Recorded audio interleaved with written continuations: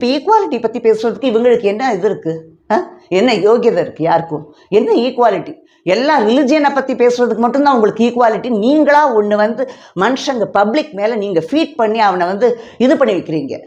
அவனை அவன் மைண்டை கரெக்ட் பண்ணுறீங்க. நீங்கள் எனக்கு மக்களுக்கு முன்னால் நடிக்க தெரில அப்படின்னாராம். மக்களுக்கு முன்னால் ஏன் நடிக்கணும்? நான் கேட்டேன் சார்கிட்ட, மக்களுக்கு முன்னால் ஏன் நடிக்கணும்?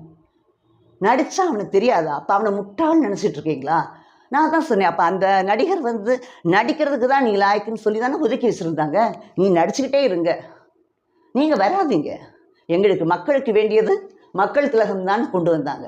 ஆனால் அந்த பொறாமையில் அப்போ அந்த மாதிரி பேசியிருக்காரு.